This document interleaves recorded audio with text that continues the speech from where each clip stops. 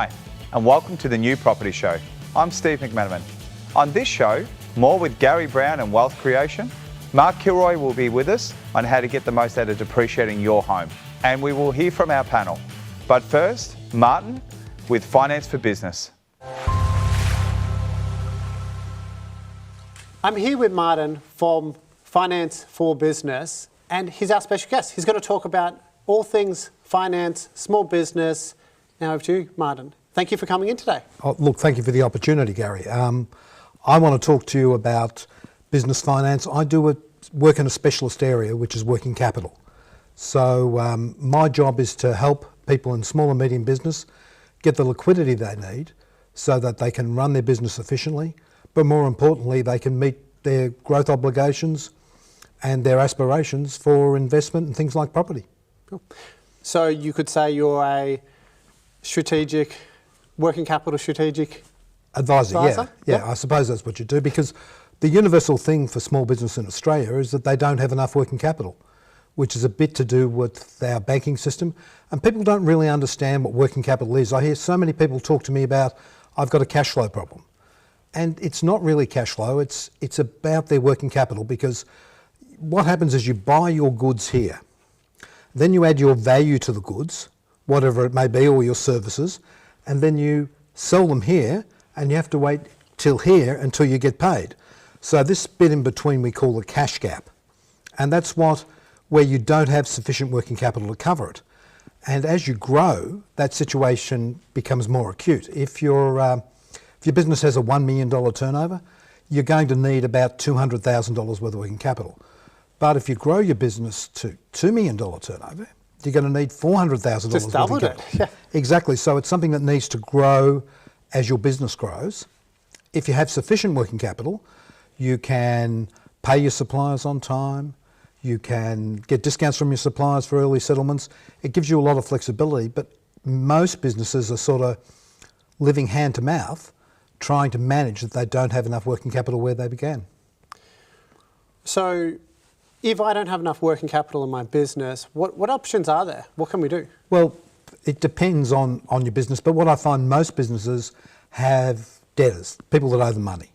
So I talk about borrowing from your balance sheet, and your debtors are on your balance sheet, and they're a consistent thing. You know, generally, if you've got $1 million turnover, you're going to have somewhere between 150 and 200K's worth of debtors. So you can actually fund that using a tool called invoice or debtor finance, which enables you to have that cash at the moment you write the invoice. So it all of a sudden changes your liquidity in the business, because you no longer have to wait to get that cash in. So it gives them a lot more flexibility. It has some issues. It's not as low a cost as, say, borrowing on a mortgage, but I think people need to understand when you're in business, you've got a lot of risk. And I talk to them about using their balance sheet rather than risking the family home, for example, to build the business. You know, use the assets within the business to fund the business. Absolutely, absolutely. And then what about financing working capital through an overdraft facility? Well, in many cases, overdrafts are good for temporary situations. And one of the problems I see in businesses is they use an overdraft and it actually becomes a long-term debt. An overdraft should be an in and out type situation. So many clients, and particularly today because liquidity is tight in the marketplace and the economy is a little bit uncertain in certain areas, that I often set up a client initially with an overdraft. An unsecured overdraft you can currently get put together in about 3 or 4 days. That gives them some short-term relief for their cash flow issues. But then I prefer to use something like the debtor finance as a longer-term borrowing, because it's secured against your debtors. It doesn't affect your capacity to pay other mortgages, because it's more or less an interest-only facility that comes out of your debtors. So it's much more flexible than having a longer advance or a cash flow loan or something like that. What industries are probably best for that type of debtor finance? Which ones would we target? Look, I'm doing at the moment a lot in construction, because there's delays in payments. I suppose any business where you have to wait for your money. So for example, it's not relevant to retail, because generally retail is paid for at the point of sale. Yep. But many other businesses, particularly wholesale, and wholesale businesses, they're things they have to pay for their goods. They then hold them and sell them to their customers. They have to wait for their customers to pay them. So they're someone that uses a lot. In construction at the moment, I have one construction client who is using debtor finance, waiting for his developers to pay him. But he has a reason he's using debtor finance. He now pays all his construction subcontractors in 14 days. Yep. So I said, well, why are you doing this? You know, most people pay their subcontractors in 30 or 45 days. He said, because I pay most subcontractors in 14 days, I get the best subcontractors that do the best job for the best price. And so therefore I have a competitive advantage against his competitors. And they keep coming back too. And they come back and they're all happy to work for him. Yeah. Whereas many subcontractors get caught and have to wait 45, 60 days for their money. Well, one of the other things that is quite popular at the moment is a thing called trade finance. So on this side of the ledger, debtor finance looks after our accounts receivable. Yep. Trade finance is slightly different because it looks after our accounts payable. Now, trade finance was initially developed for overseas trade, yep. but it is now available from a lot of the fintechs to actually pay your suppliers. So if you use trade finance this side and debtor finance this side, you can solve your cash gap because you've got a lot of liquidity, but you can also talk to your suppliers and say, look, I'll now pay you in 7 days instead of 45. Can I have a 5% discount? Correct. And and your cost of funds are perhaps 2% for that time. Yep. So you can use liquidity as a major business enabler to lower your costs and give you the ability to expand. You see, if you have enough liquidity in your business, you can grow. But if you don't, you can't. Correct. So when we're in a growth phase of the business, we want to be looking at our working capital requirements, looking at that growth side from increasing revenue from a monthly, yearly cycle, then look at where can we fund that working capital from? Are we able to put in money from outside of the business? Do we need to get some form of finance? And that's where you guys come in and help. And I guess one other thing to consider is when we're looking at this is just weighing up the costs and making sure that we have the profit in that job or whatever work we're doing, we have the profit in there to be able to pay for the finance side of things. Exactly. Look, and if you know that, if a simple rule of thumb to think about debtor finance is it's going to cost you maybe 1.5% a month. Yep. So I've got a client that's going to take 60 days to pay me. So at 1.5% a month, I load the job 3%. Yeah. So once you know that, and one of the good things is as the business grows, your debtors grow. Yes. So when you have something like debtor finance, it automatically increases as the business grows. So it all of a sudden is the secret to unlocking liquidity in the business and giving you the ability to grow. And if you've got 10% profit margin, 15% profit margin, it's better to look at the growth phase of the business, grow the business, pay the finance costs and continue to grow because you've got the profit margin there to do it. And this is one method that allows you to do it, rather than doing the method that I see far too often as an accountant is people not paying ATO bills. And obviously that's frustrating as an accountant, as a taxpayer, as ATO, we're all frustrated at that. And we see that that's probably one of the main sources of funding in business because people don't know that these other options exist. Oh, exactly. And one of the great things about the sorts of finance I'm talking about is the banks won't fund you if you have ATO debt. Yeah. Because the debtors are the security, most debtor funders will do it with ATO debt. And I'd say 90% of my customers have ATO debt, but the ATO is getting tight now. Yep. So what we had with COVID, it was an easy way to get some liquidity. But now you've got to look at paying back the ATO. And I've got several clients that are using debtor finance to service their ATO obligations. That makes sense. Well, thank you very much for coming in today. I appreciate it. Thank you very much. Thank you for your time, Gary. It's been great. Thank you.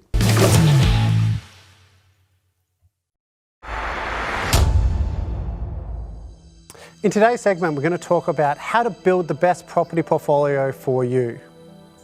So things that we need to consider here is the level of income you have, the equity that you currently have in your house, the cash that you have on hand, the level of debt that you want to go up to, what future costs you may have when in regards to children. We also want to understand what the end goal is of having the property portfolio. Is it to generate a passive income of $100,000? Is it to have 5 properties near the beach? You've got to have a clear, defined strategy which involves having a determined amount of income and the locations of your property. How long do you reckon it will take you to build this portfolio? Do you have 5 years to build it? Do you have 10 years? These are really important things to consider when looking at your property portfolio. The longer you have to build a property portfolio, the higher chances you have at achieving your outcome. One big thing to consider is, when is enough enough? How many properties do you want to own or the family own, and when you're going to be satisfied? I like to think of this as a way of looking at how much passive income those properties generate me. If the passive income is higher than my wages or business income, that's when I determine enough is enough. But you might have a different belief. So when is enough is really important. When we build a property portfolio, we want to look at negative geared properties, cash flow positive properties, and put them all together into a balanced portfolio. What I mean by this is, it might be really beneficial to have negatively geared properties under the main breadwinner and may be useful to reduce their taxable income. But likewise, to fund that negative property, it might be a good idea to have a cash flow positive property, but have that under the second spouse or under a trust. So having a mixture between negatively geared properties, having a mixture of cash flow positive properties, putting them into a balanced portfolio and looking at the overall arching strategy is critical in building the right property portfolio. I want to take you through an example now of what we could achieve by building a property portfolio that could be right for you. Say you're an Australian, you earn $91,000 of taxable income, you're currently paying 34.5% tax. You might determine that buying a negatively geared property is in your best interest. So you might buy that under your personal name. Whereas your second property may be a high cash flow property. It could be one in Perth, co-living property with a 14% return on investment. That may be better suited to buy under a trust or under your spouse. Then you might build out a third property and a fourth property and play around with which property comes next in determining your overall passive income. Because remember, with a negatively geared property, you'll be able to save the taxes from the depreciation, interest and expenses. They'll get saved in proportion to the marginal tax rate. And with a cash flow positive property, it's going to cause you to pay tax. So you want to pay tax under the lowest marginal tax person and or investment trust. I'm Gary Brown. Keep learning and take control of your financial future.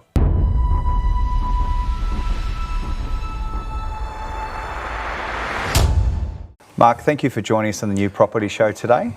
CEO and founder. You're in depreciation, is that correct? That's right, yep, for the last 22 years. Okay, so are you looking just after new properties or second-hand or residential and commercial? Do you want to tell us a little bit of the story with how that came to be? Yeah, well, I sort of fell into depreciation back in the UK. It's obvious in my accent. So I've been working in it for 22 years. Started a company called Ernst & Young doing tax depreciation, or it's called capital allowances in the UK, all based on case law. I was sort of poached to come over to Australia and set up a tax team over here with a number of companies. Did that, decided to set up on my own probably about 10 years ago or something. And yeah, it's just grown since then. Residential and commercial depreciation. So you're Queensland based at the moment, but it's a national business, is that correct? That's right, yeah. So live in the best state. I don't know if I should say that with your viewers, but I live on the Gold Coast. We're a national business, spend a lot of time in Melbourne and Sydney. But yeah, Gold Coast, Brisbane based. We do talk about on the show Queensland being one of the best places to invest, so it's okay. It's safe with the viewers. All good. But what I'd like to ask you now is, do you want to just run us through what tax depreciation is and the report, how that actually works, and what the benefit of having that versus not getting a report done? Yeah. So depreciation, it's an accounting term, and it's used, in many countries of the world. Australia being one of them, US, UK, and it's a way of identifying your assets, which will go down in value as they get older, goes down in value, and it's a method of accounting for the value it goes down on an annual basis. So you know, in Australia, we're quite lucky here that we can depreciate residential property assets as long as it's income producing. So if it's an investment property, you can claim depreciation on it. It's pretty unique. Can't do this in the UK, for example. So Australia is a fantastic place to invest and claim depreciation. Okay, so if you are building a new property, when's the best time to engage your services? And does the property actually need to be complete for this report to begin? So new build properties, we do them all the time.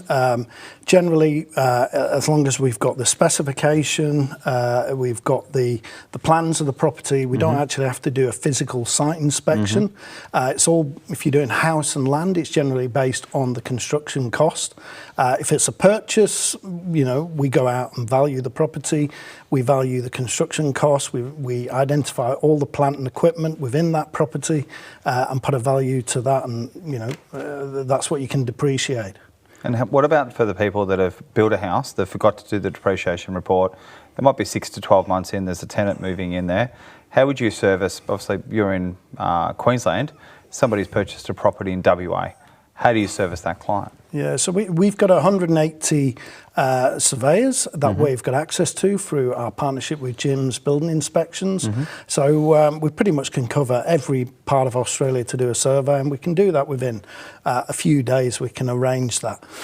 One of the points I wanted to bring up about depreciation, and you know, a lot of your viewers have probably heard of depreciation.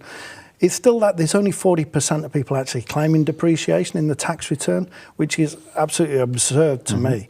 And it's the likes of myself and other people that go out and try and educate them to claim depreciation. Because another unknown fact is that when somebody sells a property, an investment property, and you're calculating capital gains tax, the ATO will actually take into consideration the depreciation that you've not claimed in the calculation for CGT. It's an excellent tip. So if it doesn't matter, if you've not claimed depreciation, the ATO is going to take it into account later on when you sell the property. So you may as well do it straight away. Otherwise, you're going to end up paying, you know, more in effect CGT. Are these reports expensive or quite affordable? It's so, you know, in terms of the new build, it's anywhere from 395 plus GST, right away up to, if you're doing a full site survey, 695 plus GST. But the returns you're getting back are significantly more than that. You know, the average returns on new build properties, you know, anywhere from a house and land could be, you know, 13,000 upwards. Units could be $20,000 upwards. Obviously, it all depends on what the purchase price is and what the build cost is, but you know, that is significant tax savings that should be in your pocket rather than the ATO. So great question here. Would you own a new property or second hand then? I think the difference, I've always gone to second hand properties. And you know, I've been an investor for close to 20 years myself. I've always bought the worst house on the best street. That was always my mentality. In terms of new builds, you know, you've got to weigh up the options. You know, what is the maintenance cost of doing the properties? Does it need any capital work spent on it? And the other factors is that a new build property, you're getting depreciation deductions on all the plant and equipment, and we haven't really touched on that. There were some legislation changes put in that some of your viewers might have heard about in May 2017, where second-hand properties couldn't claim Division 40 plant and equipment allowances. So you know, you could only claim it on the actual building. Not to go into you know, technical thing, but it does affect what you can claim back. What about things that are, let's just rattle off some items that people think you can or can't depreciate. So for example, things like blinds, air conditioning, landscaping, fences, a couple of external items. Is there some of those things that people should be wary about not overspending on? Well, I always look at it, you know, if you've got a property, turn it upside down, shake it, what comes out? Yeah. You know, obviously your blinds are going to be screwed or whatever, but in effect, it's any of those loose items that fall out, is classed as what you call plant and equipment. So it's two different types of depreciation. You've got what you call capital works, which is the structure, the building, the tiled floor, all the fixed stuff is all called capital works, and you claim it under what you call Division 43. You then got all that loose stuff that you tip upside down, all your blinds and all that sort of stuff, and that's called plant and equipment allowances, and under Division 40, and you depreciate that at a much higher rate. And when we talk about depreciation rates, it's all based on what the asset life is on that particular asset. And the ATO have got a list of thousands of assets, right the way from mining, plant and equipment, through to restaurant equipment, right the way through to residential investment property equipment. And they basically tell you how long the asset will last for, and that's what you depreciate the equipment over. Okay, interesting question here. One of the investment strategies we talk about on the New Property Show is dual keys, duplexes and co-living plans. Are we paying twice for those reports, or is it one report? Because you've got two kitchens, two bathrooms. How would that work? Yeah, and we just, if it's under the one entity, so you got the one entity, then we just charge the fixed fee for the report. It doesn't add a lot of extra work to identify there's two stoves, two cooktops. It's pretty much the same amount of work. So we just charge a fixed fee for that. Excellent. Is there anything else you'd like to add that you think's of value that our viewers should hear about? I just want any of you viewers out there, if they're not claiming depreciation, to really look into getting that done. Speak to your accountant. And really, use that opportunity, because the ATO will get the money back off you at some point. So you may as well claim it from day one. Excellent. And the last one with the schemes. I remember when I've depreciated a few vehicles vehicles and of course property over the time. I've used a more aggressive scheme where it was over a 7-year period. I got a maximum return, so I was depreciating the asset quicker. Does that still exist? Yeah, so I think what you're probably referring to is there's two methods of depreciation. Correct. Yeah, so you've got your prime cost method, which is pretty much like straight line, the same amount each year, or diminishing value, which is a much accelerated rate. Yeah. I'd say 95% of investors want the money up front, the accelerated rate.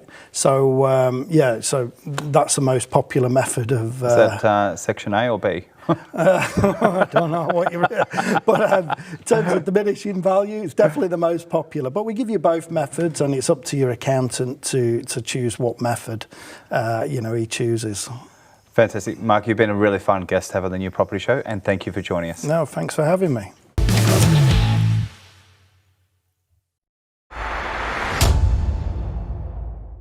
All right, guys, we're going to talk about current housing crisis today and your thoughts on it and views. Who wants to kick us off? I reckon Ian would be the man. Yeah, I'll start. Housing crisis. We've got ridiculous rents.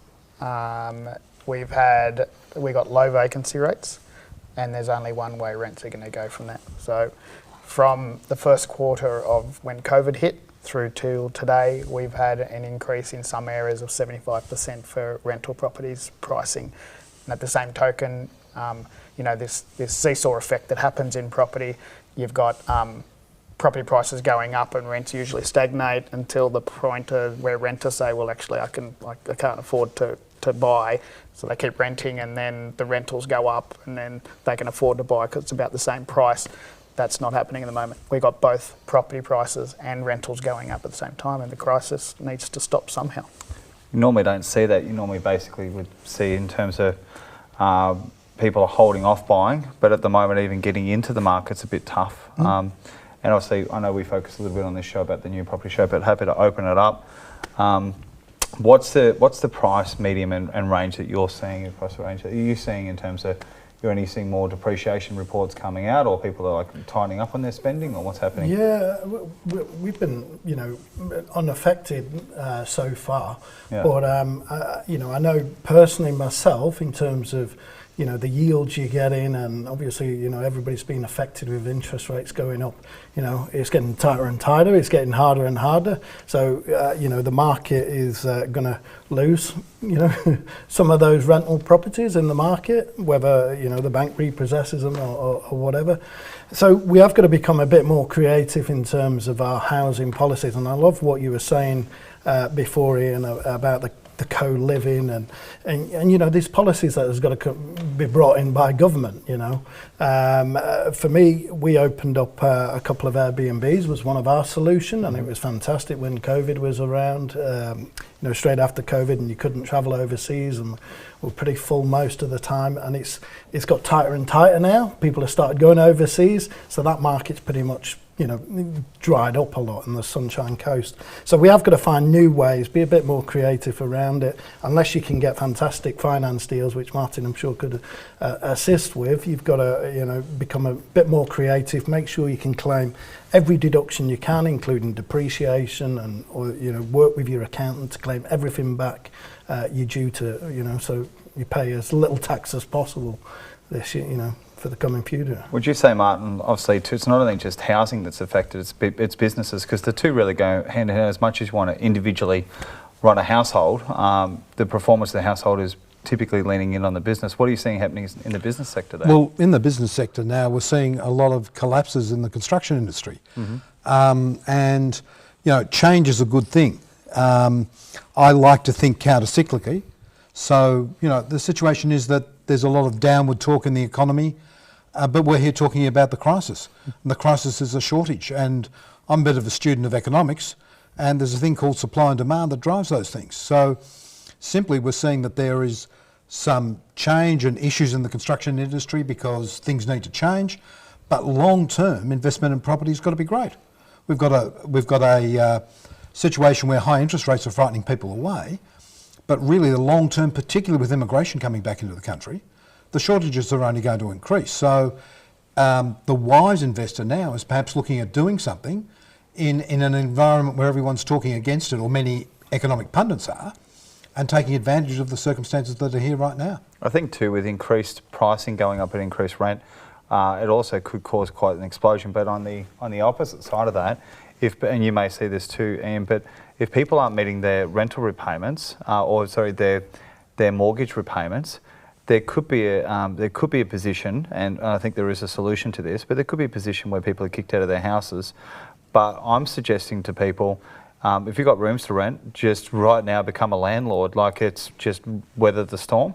Is that a solution too that you put forward to the everyday mum and dads? Yeah, it is a solution to be able to turn your properties into co-living. Just be very wary of it's a very, very detailed approval process, and if you get it wrong, you could end up in jail. Like it's as serious as that. When you're catering for the community and putting co-living properties together to fix a housing solution, if you don't get the right approvals, if you don't get the right insurances, you could end up in jail. And their fines are huge, up to $220,000. And in Victoria, as an example, there's an 8.5 years jail time if you get it wrong.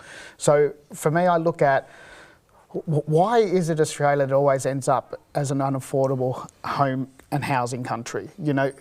Every year they release the top 20 most unaffordable cities living home, so they compare wages versus the cost of living in a home. Australia has 14 of the top 20 every year. That starts with Hong Kong being number 1, Sydney number 2, Auckland number 3, Melbourne number 4 generally. 3 years ago, Hobart was the second most unaffordable city in the world, and to be controversial, it's because everyone put their place on Airbnb. So you took long-term rentals off the marketplace. I was talking to you. But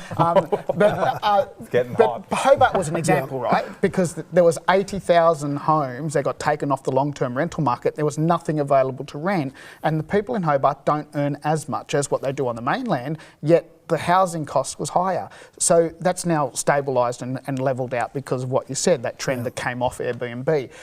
But, it's not just the housing availability, because we've got low vacancy rates, we've got more people coming into the country, and then we've got tradie shortages, I want to talk about that, Robbie. So yourself and friends, you're in obviously building.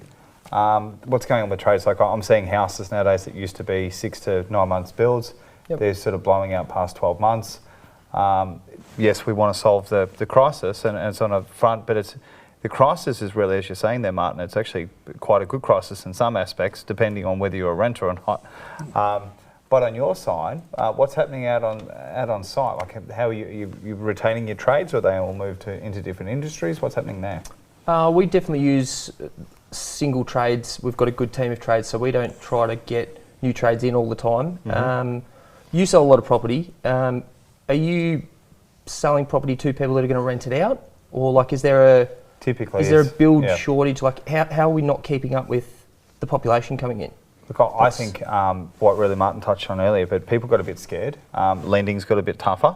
But if you can manufacture a way to create income, which the bank wants to see, then servicing does that. What I don't think's had to happen is the traditional way of thinking, which is I'll go and get a loan from ABC Bank, is not applying. What we really need now is we need innovators and we need investors that really want to create, I guess, solutions, is to really put their thinking caps on and go, okay, I'll go to this lender that takes into this income and it's not going to affect my equity. So I believe that there is definitely a solution, but I think what's happening is that the builders are also scared. I don't think they're taking on a lot of new jobs. Obviously with some other recent collapses that have happened out there, they're not taking on jobs that are 12 months out. So what used to happen when I worked for some of the bigger builders is we'd take jobs out there that are 12 to 15 to 18 months and we'd have them in what's called an order bank. Nowadays, unless the land's titled or within 90 days, people don't really want to know about it. And the issues that happen with that is it's a short-term fix. It's just getting to the next quarter, the next quarter, the next quarter. Yeah. The biggest problem I see right now is there's so many things heading towards the one place, right? So we've got tradie shortages across the country, and there's not a huge amount of money being spent on getting more out. You then have the National Construction Code combining essentially with the LHA, the Livable Housing Guidelines, and those guidelines are going to mean that the cost of building is going to go up even further. So because now you have to have wider hallways, you're going to have sort of disability bathrooms and all these bits and pieces put into the housing. We now got places where we're 700,000 houses short by the end of 2030 in Australia, just on current. And if you look around the world, who handled COVID the best? Well, us and New Zealand. So you want to become, as an immigrant, would you like to come to Australia or Hobbit Town? Like your choices are pretty limited, right? So everyone's coming to Australia. Yeah. So the Builders Grant worked brilliantly. It was the only thing I probably said that wouldn't work, and it did, right? What they would have done much better is said to every landlord in Australia, if you're a landlord right now, and look, there's about 1 million properties in property investors that own 2 or more properties, mum and dad investors, right?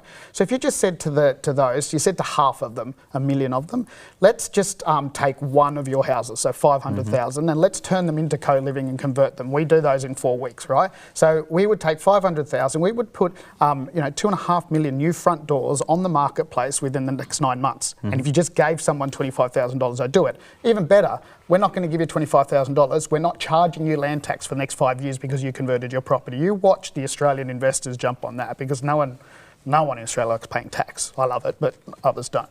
This has been such an important topic, and we'll be following up again on this next week.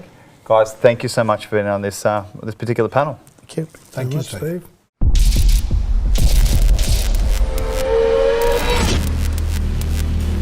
And that's all for this week, and thank you for joining us. If you want to see the full interviews, check out our website. And we'll see you again next week.